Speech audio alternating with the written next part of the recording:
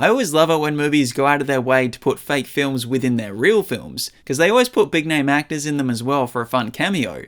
So let's go through them and see which should actually be made into a real movie. And action! In 2014, an image made its way around the internet showing Daniel Radcliffe walking a whole bunch of dogs. Theories emerged that he'd spent all his Harry Potter money and needed a new career, or that the dogs were keeping annoying fans away. But the following year, it was confirmed to be a scene in the film Trainwreck. When characters Amy and Steven go to the movies, the film they see is The Dog Walker, starring Dan and Marissa Tomei, a story about a dog walker. While only a fraction of the footage can be seen in Trainwreck, there's a 4-minute version edited together for the home release bonus features. What's your technique? I put them on a leash and walk them. One of Ramona's evil exes in Scott Pilgrim vs. the World is actor Lucas Lee, who fights Scott on the set of his latest feature, but he also starred in films like Action Doctor, The Game Is Over 2, Thrilled to Be Here, Let's Hope There's a Heaven, and You Don't Just Exist. The next click you hear is me hanging up. The one after that is me pulling the trigger.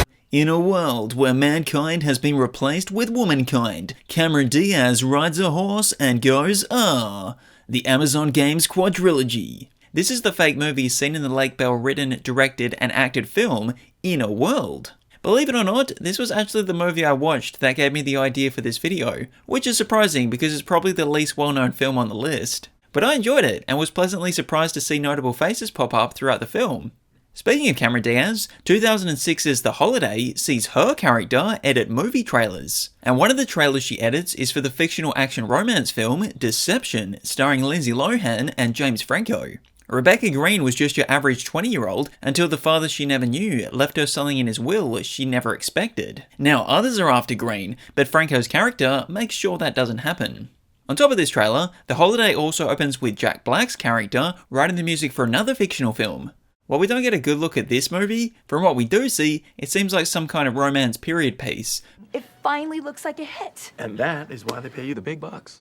Probably the most well-known example on this list is Tropic Thunder, which opens with 3 fake trailers, one for each of the movie's main characters. In the disaster movie genre, there's a 6th Scorchers movie. Who left the fridge open? The Fatties Fart 2 is a comedy in the style of those movies where one actor plays all the characters, and 5-time Academy Award winner Kirk Lazarus and MTV Movie Award Best Kiss winner Tobey Maguire star as gay priests in Satan's Alley. We also see movie posters and clips for these characters' other movies as they make Tropic Thunder, a memoir of Vietnam veteran John Fourleaf Tayback, but ends up being released as Tropic Blunder. I can't feel my legs. Not either in a pipeline. The Robert Rodriguez Quentin Tarantino double feature, referred to as Grindhouse, consists of Planet Terror and Death Proof, but it's the trailers played between each segment that I want to talk about. Rodriguez's Machete is about a Mexican hired to carry out violent tasks in the US. Rob Zombie made Werewolf Women of the SS, a film about Nazi werewolves. Don't was created by Edgar Wright, a 1970s horror where if the characters think about going inside the house or doing anything within, maybe they should think, don't. Eli Roth's contribution was Thanksgiving, a slasher film centered around that holiday. And finally, up-and-coming filmmakers won a competition to feature their own trailer in Grindhouse. They made Hobo with a Shotgun, a movie about someone who's homeless with a shotgun. Despite all these being fake trailers, Rodriguez actually went on to make Machete in 2010, Hobo with a Shotgun got a feature the following year, and Eli Roth released a full-length movie version of Thanksgiving in 2023. I wonder if Werewolf Women of the SS or Don't will ever get the same treatment. 1978's Movie did the same thing as Grindhouse, where the double feature of Dynamite Hands and Baxter's Beauty of 1933 had a fake trailer played between the films. That trailer being a flying ace set during World War I titled 0 Hour. Maybe this was what gave Rodriguez and Tarantino the idea. Someone's got to make the world a more decent place in which to live. And Back to the Future Part II said Jaws 19 would be out by 2015, directed by Max Spielberg, be in Holomax, and this time it's really, really personal. For the 30th anniversary of Back to the Future, Universal actually released a fake promo online, going through all the Jaws movies between the officially released to Jaws 19. This entry said the film would have been about oceans disappearing, and to save their home, the sharks must attack. But I think Cyber Jaws, Space Jaws, and 50 Scales of Grey sound the most interesting. Then a prequel and a sequel to the prequel. There are actually quite a few more movies that feature fake sequels, like UHF, which features a trailer for Gandhi II, but this time, he's a crime fighter. In This Is the End, the actors from Pineapple Express act out Pineapple Express 2, Blood Red. Seth Rogen said they actually had plans to make this movie after the release of the first, but it required more money to make than what Sony was willing to give them. So what we see in This Is the End is the actual idea they envisioned. Red would be a drug lord, but that would be put in jeopardy when Woody Harrelson promoted the legalization of weed, so forces Dale and Sol to kill Woody, or Red will kill them. We should make sequels to more of our movies. 22 Jump Street ends with a parody for the next bunch of Jump Street movies, such as 27 Jump Street, Culinary School, 31 Jump Street, Ninja Academy, and 38 Jump Street, Dance Academy. Crap, does Schmidt look any different to you? No, that's Schmidt. Mel Brooks' History of the World Part I does a similar thing, where it ends with a fake trailer for the direct sequel of its own film, but it actually got a sequel 40 years later with an 8-part TV series on Hulu.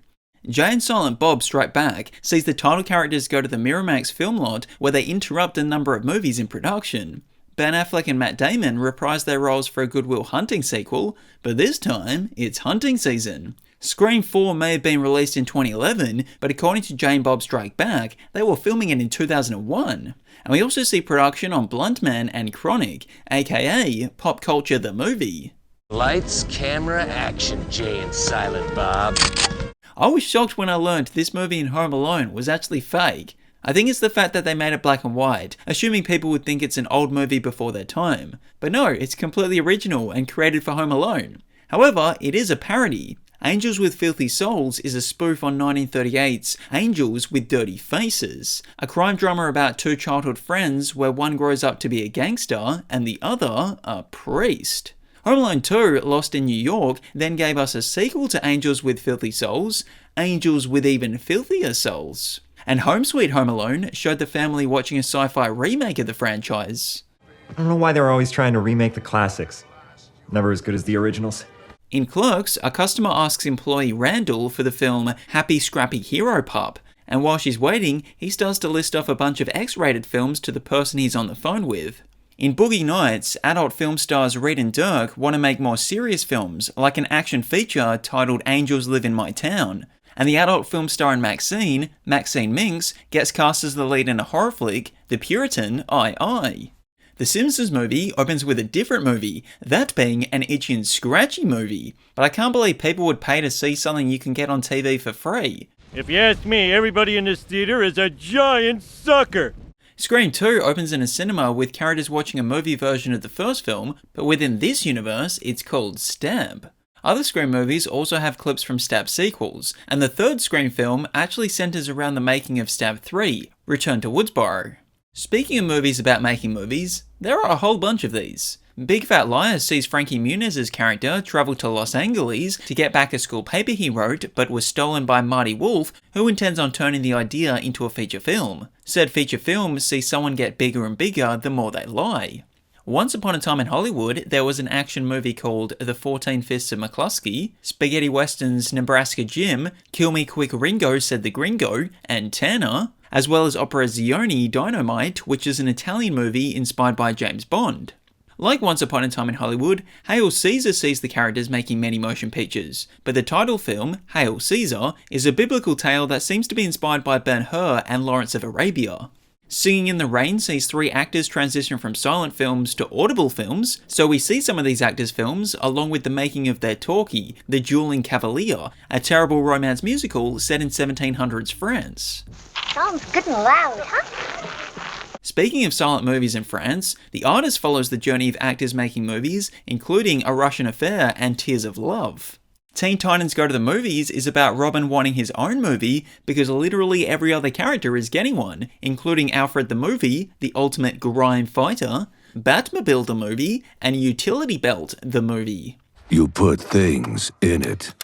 Argo is the true story of someone who pretends to make a fake sci-fi movie in the style of Star Wars to rescue Americans from Iran. A similar idea is seen in After the Fox, where characters pretend to film a movie to pull off a gold heist. The Fall Guy champions stunt performers in movies, so the film Metal Storm is obviously an action sci-fi. The plot of this movie within a movie is actually inspired by the real 1983 metal storm The Destruction of Jared Sin, a story about a space hero who chases an evil sorcerer across a desert planet to stop him from taking over the galaxy. Peter Dinklage made his film debut in Living in Oblivion, a feature about an independent movie. I have no idea what the fake film was about, but it has a wedding, a smoke machine, an apple, and a guy with an eye patch. Get Shorty follows a loan shark investing in movies, and some of the movies that are funded are the horror flick Mr. Lovejoy, Cat Chaser, the mobster film Get Leo, a crime drama Bad Luck in Little Havana, plus a movie poster for Napoleon starring Danny DeVito's character.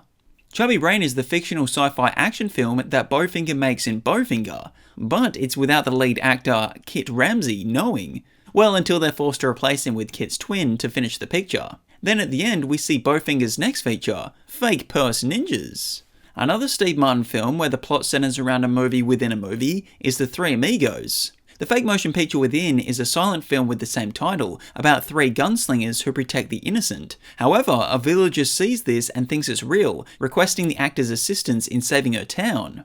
The plot of For Your Consideration revolves around the filming of a drama feature about a Jewish family living in southern United States during the 1940s. This film within the film is initially titled Home for Purim before being changed to Home for Thanksgiving. The biblical story of Salome is the movie they film within 1950s Sunset Boulevard, where the character of Norma gets lost in the performance. Sweet Library sees characters turn a historical novel about the American Revolution into a motion picture. The Nancy Starling is the name of the boat sailed from France to Dunkirk to help rescue soldiers during the Second World War, and this is the fictional film produced during their finest.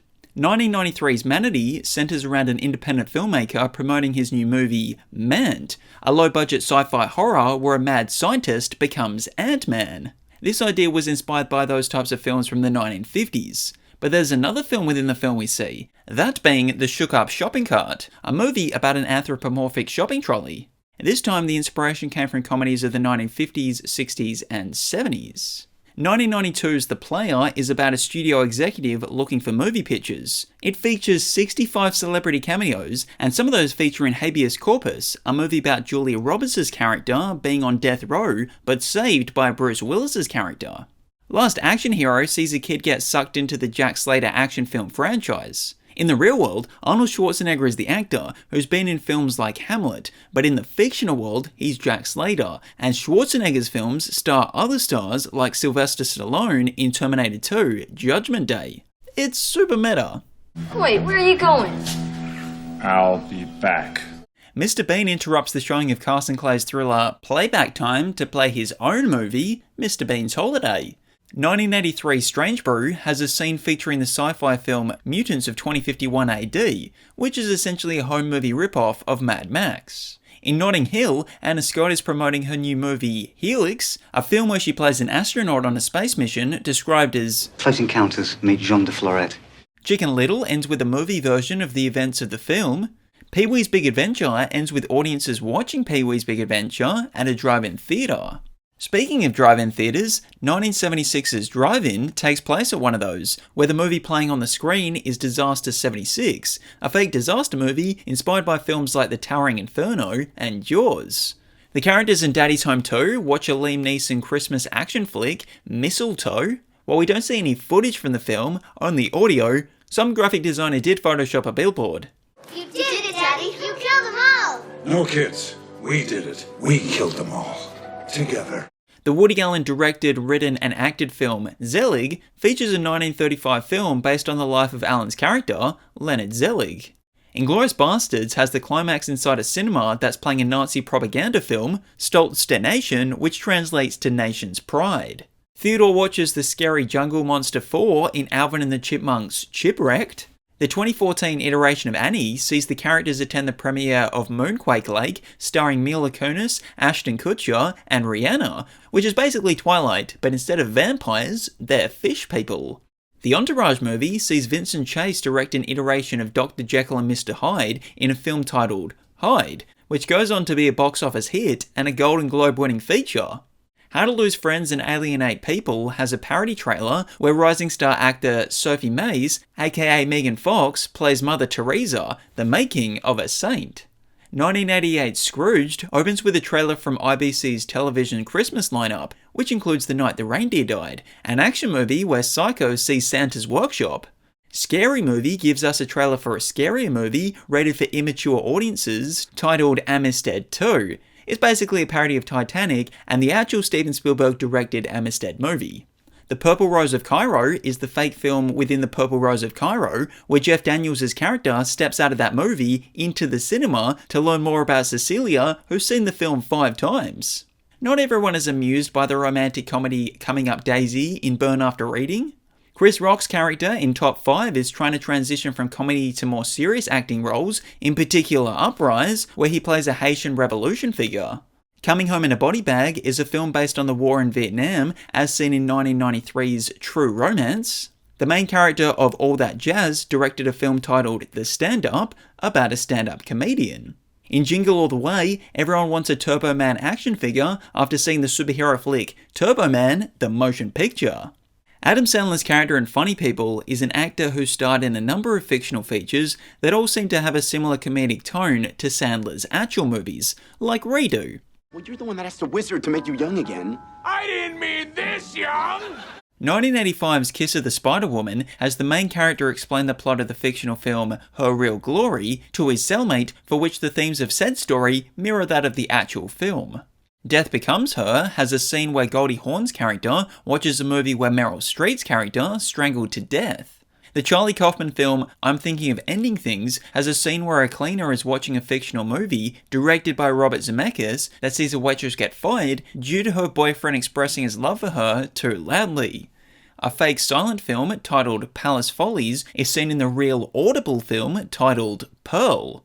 The action sequel Lethal Agent III has begun filming when Crocodile Dundee goes to Los Angeles. The low-budget slasher Coed Frenzy is in post-production during Blowout.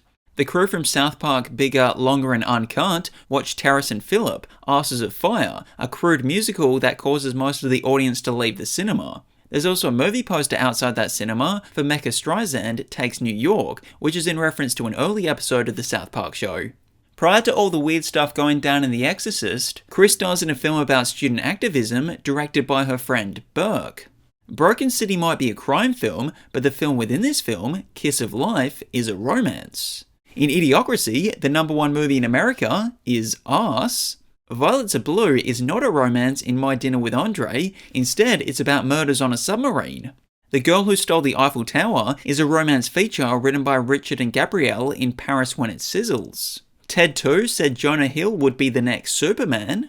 Who's Superman? What? Sawdust and Mildew wins Best Picture at the Academy Awards in Naked Gun 33 1/3. Who Framed Roger Rabbit opens with the filming of a movie titled Something's Cooking, but later on we also see movie posters for Pistol Pack and Possum, Babes in Arms, Herman Sherman's, The Wet Nurse, The Little Engine That Couldn't, and Roger's Baby Buggy Blunder. Speaking of fake movie posters, there are also a number of these hidden throughout real films. Airplane the sequel has a poster for Rocky XXXVIII. According to Looney Tunes Back in Action, Warner Brothers made Lethal Weapons babies. The Running Man has the Hate Boat. Instead of actually making See You Next Wednesday, John Landis just hid the film in all his movies. But it doesn't seem like this fictional version is the same in each universe, as one of the iterations is X-rated. Peter scrolls through a bunch of docos on the flight over in Spider-Man Far From Home, including The Snap, Finding Wakanda, Hunting Hydra, Nova Einstein Rosen Bridges with Dr. Eric Selvig, and Heart of Iron, the Tony Stark story. I Am Legend hit a Batman v Superman and a Teen Titans movie poster because both of these films were cancelled just before this movie and were also co-written by the same person who co-wrote I Am Legend. And as for Spider-Man Into the Spider-Verse and Chip and Dale Rescue Rangers, there are people who have made entire videos dedicated to all the Easter eggs in those films. But a couple of the fake movie posters from within are from Dusk Till Dawn, a parody on Shaun of the Dead, Hold Your Horses, Riding High in the Saddle, starring Seth Rogen, Mr. Doubtfire, starring Meryl Streep, Fast and Furious Babies, and Batman vs. E.T. E.T. Forgive Bat. Fine. Now, I'm sure I'm probably missing a lot, particularly fake movie posters hidden within films, so let me know what those are in the comments, as well as which of these movies you wish were actually real. But thanks for watching. Don't forget to absolutely obliterate those like, hype, subscribe and share buttons. I'm just kidding. Only do it with enough force that it registers. I don't want any of you breaking whatever device you're watching this on.